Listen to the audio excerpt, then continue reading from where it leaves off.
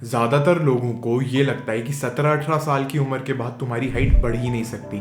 तुम जितने लंबे हुए हो बस उतने ही रह जाओगे। डॉक्टर्स भी ये बोलते हैं, साइंस भी ये बोलती है, और अगर तुम गूगल भी करोगे तो गूगल भी यही बताएगा तुम्हें। बट गेस व्हाट, तुम्हारी हाइट रातों रात नहीं रुक जाती कि जैसे ही तुम 17 साल के हुए उस दिन तुम्हारे हाइट पे एक फुल स्टॉप लग गया कि भाई आज के बाद तो तुम्हारी हाइट बढ़ेगी नहीं। ऐसा नहीं होता है। आज मैं तुमको बताने वाला हूँ कैसे मैंने 17-18 साल की उम्र के बाद अपनी हाइट बढ़ाई, कैसे मैं 5'7" से 5'11" का हो गया।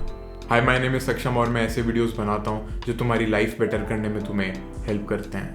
अब वीडियो में आगे बढ़ने से पहले मैं कुछ क्लियर करना चाहता हूँ। मैंने कोई भी इंजेक्शंस नहीं लिए हैं, मैंने कोई भी स्टेरॉइड्स नहीं लिए हैं, मैंने कोई शेडी चीज़ नहीं की है, मैंने कोई सीक्रेट हैक नहीं अपनाया है, मैंने कोई जादू टोना नहीं किया है, ना मैं कोई पार्क में जाकर लटकता था जिससे मेरी हाइट बढ़ गई। मैंने बस साइंस की मदद से अपनी बॉडी में जो हॉर्मोन्स प्रेजेंट हैं उनको ऑप्टिमाइज किया है, जिससे मेरी हाइट बूस्ट हुई है। That's it. और इन दो हॉर्मोन्स का नाम है HGH और IGF-1। तो सबसे पहले बात कर लेते हैं HGH की। HGH शॉर्ट फॉर्म है हाई ग्रोथ हार्मोन की। हाई ग्रोथ हार्मोन तुम्हारी बॉडी में रिस्पॉन्सिबल होता है मसल ग्रोथ के लिए, तुम्हारी हाइट के लिए, बॉडी में कोई भी रिकवरी के लिए, किसी भी टाइप की ग्रोथ के लिए HGH रिस्पॉन्सिबल होता है। अब HGH कोई जादू टोने से तुम्हारी हड्डियां लंबी नहीं कर देता है। HGH बस तुम्हारी बॉडी को ये सिग्नल भेजता है कि भाई हमें ग्रो होना है, टिश्यूज को रिपेयर करना है, और IGF-1 को ट्रिगर करना है। IGF-1 वो चीज़ है जो तुम्हारी हाइट बढ़ाता है। IGF-1 वो जादुई हार्मोन है जो तुम्हें लंबा कर सकता है। IGF-1 डायरेक्टली रिस्पॉन्सिबल होता है बोन ग्रोथ, कार्टिलेज थिकनेस और स्पाइनल डिस्क हाइड्रेशन के लिए। तुम्हारी बॉडी की मसल्स और टिश्यूज भी IGF-1 से ही डेवलप होते हैं। अब इसको सिंपल भाषा में ऐसे समझो कि HGH एक बंदूक है, एक गन है, और जो IGF-1 है ना, वो उस गन की बुलेट है, उसकी गोली है। तुम्हारे हाथ में अगर सिर्फ गन है ना, सिर्फ अगर बंदूक है, तो उसका कोई पॉइंट नहीं है। तुम्हें उसकी गोली, उसकी बुलेट चाहिए ही चाहिए होगी। HGH और IGF-1 के बीच का रिलेशनशिप समझना बहुत ज़रूरी है अगर तुम्हें तुम्हारी हाइट बूस्ट करनी है, अगर तुम्हें तुम्हारी हाइट ट्रिगर करनी है तो। अब देखो, ज़्यादातर लोग यहीं पर गलती करते हैं। कुछ लोगों की बॉडी में बहुत ज़्यादा HGH होता है लेकिन IGF-1 के लेवल काफ़ी कम होते हैं। और IGF-1 डिपेंड करता है कि तुम्हारी नींद कैसी है, तुम्हारा न्यूट्रिशन कैसा है, तुम्हारी बॉडी में कितनी इंसुलिन सेंसिटिविटी है, और तुम्हारा स्ट्रेस लेवल कितना है। ये 3-4 फैक्टर्स डिसाइड करते हैं कि कौन जल्दी लंबा होगा और कौन लेट लंबा होगा। और अब मैं तुम्हें एक एक करके बताऊंगा कि मैंने HGH-1 और IGF-1 को कैसे बूस्ट किया, कैसे बढ़ाया नेचुरली। सबसे पहले सबसे इंपॉर्टेंट चीज की बात कर लेते हैं। जब तुम सो रहे होते हो तब तुम्हारी बॉडी में 60 to 70% HGH रिलीज होता है। मतलब जब भी तुम्हारा HGH एक्टिव होता है ना, वो मोस्टली तब होता है जब तुम सो रहे होते हो, जब तुम एक रेस्टिंग स्टेट में होते हो। और ऐसा भी नहीं कि तुम बहुत लाइट स्लीप में सो रहे हो, ऐसे ही तुम्हारी आंख लग गई, नहीं नहीं नहीं। जब तुम डीप स्लीप में होते हो ना, तब तुम्हारी बॉडी अच्छे से HGH रिलीज करती है।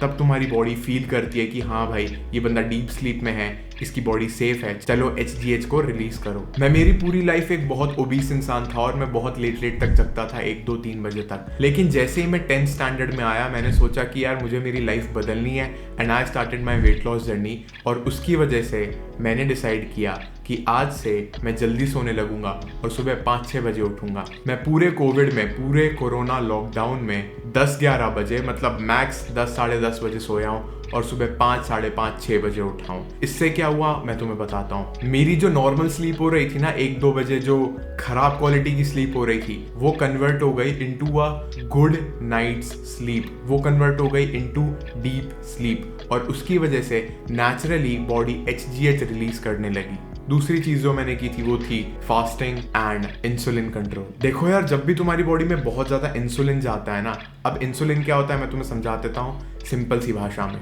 इंसुलिन भी HGH और IGF-1 की तरह एक हार्मोन होता है जो बेसिकली डिसाइड करता है कि तुम्हारी बॉडी में शुगर, ग्लूकोज कैसे ऑप्टिमाइज करना है। और अगर तुम एक्सटर्नली बहुत ज्यादा इंसुलिन डाल रहे हो, मतलब बहुत ज्यादा शुगर डाल रहे हो, शुगर का मतलब ये नहीं है कि चीनी, नहीं नहीं नहीं। अगर तुम बहुत ज्यादा हाई इंसुलिन वाला खाना खा रहे हो ना, मतलब बहुत ज्यादा सिंपल कार्ब्स या फिर रिफाइंड कार्ब्स खा रहे हो या फिर कार्ब्स इन जनरल खा रहे हो तो तुम्हारा इंसुलिन ऑटोमेटिकली बढ़ने लगता है। मतलब अगर तुम लोग सिर्फ रोटी सब्जी दाल राइस ये सब खा रहे हो तो वो सारा खाना इंसुलिन स्पाइक करता है। और जब बॉडी में बहुत ज़्यादा इंसुलिन बनने लगता है तो बॉडी एक सिग्नल भेजती है दिमाग को कि भाई HGH बनाना बंद कर, बहुत ज़्यादा इंसुलिन आ रहा है। इंसुलिन बेसिकली ब्लॉक करता है HGH को।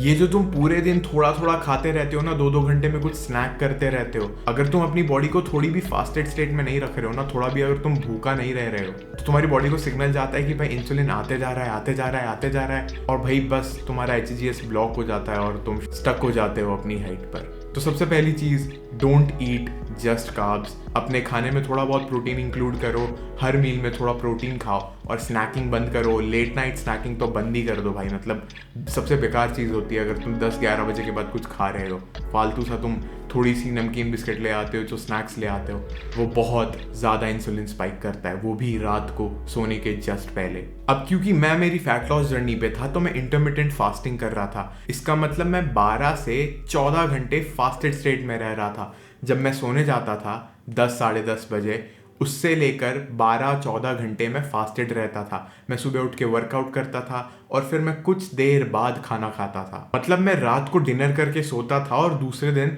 11:30-12 बजे खाना खाता था। इससे ये होता था कि मेरी बॉडी एक फास्टेड स्टेट में रहती थी और मेरा इंसुलिन लेवल ड्रॉप हो जाता था, बैलेंस हो जाता था, जिसकी वजह से मेरी बॉडी में शुगर स्पाइक्स नहीं आते थे और जिसकी वजह से मेरी बॉडी HGH ट्रिगर कर पाती थी। नेक्स्ट पॉइंट है इंटेंस ट्रेनिंग।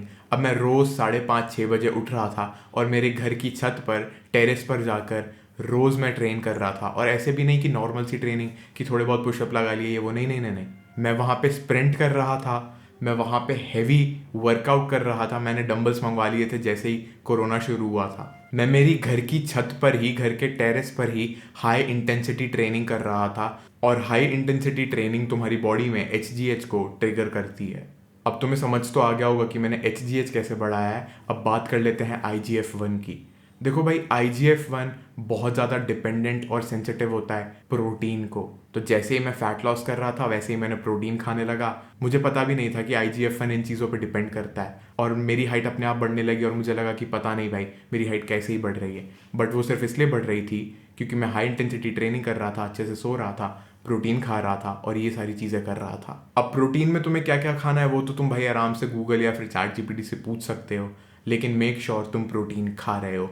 दूसरी एक चीज़ के बारे में बात कर लेते हैं जो IGF-1 की ग्रोथ रोक सकता है, जो कि ज़्यादातर लोग नहीं बताते हैं, और वो है डेफिशिएंसीज मिनरल्स और वाइटामिन्स की। तुम्हारी बॉडी में जिंक, मैग्नीशियम, विटामिन D या फिर अगर कैल्शियम की डेफिशिएंसी है तो हो सकता है कि तुम्हारा IGF-1 रुका रह जाए और ब्लॉक हो जाए और तुम्हारी हाइट ना बढ़ पाए। तो मैं सजेस्ट करूंगा कि यार अगर तुम्हारी हाइट नहीं बढ़ रही है ना तो एक बार जाकर अपनी ब्लड रिपोर्ट करवा लो और देख लो कि मतलब कौन सी डेफिशिएंसी है। अब देखो भाई, वीडियो के लास्ट में मैं तुम्हें एक वार्निंग देना चाहता हूँ, एक रियलिस्टिक बात बताना चाहता हूँ, कान खोल कर सुन लो। मैं ये नहीं बोल रहा कि तुम्हारी हाइट भी मेरी तरह 4 इंच बढ़ जाएगी। जब हम हाइट की बातें करते हैं ना तो 2-3 चीज़ों को फैक्टर करना बहुत ज़रूरी है। पहली चीज़ होती है जेनेटिक्स, दूसरी चीज़ होती है ग्रोथ प्लेट्स। तुम्हारी बॉडी की ग्रोथ प्लेट्स कैसी हैं, तुम्हारे जेनेटिक्स कैसे हैं। मैं ये नहीं कह रहा हूँ कि तुम भी 4 इंच लंबे हो जाओगे। इस वीडियो में मैं तुम्हें सिर्फ ये बता रहा था कि तुम कैसे अपने हार्मोन्स को मैक्सिमाइज कर सकते हो अपनी मैक्सिमाइज हाइट पे पहुंचने के लिए, जैसे मैंने किया है। अगर तुम ये सारी चीज़ें कर रहे हो ना तो 1-2 इंच भी अगर तुम्हारा बढ़ रहा है ना तो भाई वो बहुत बड़ी प्रोग्रेस है। क्योंकि अगर तुम्हारी हाइट कम है तो एक बार सोच कर देखो, 1-2 इंच भी बढ़ गई तो तुम इंस्टेंटली ज़्यादा लंबे लगने लगोगे।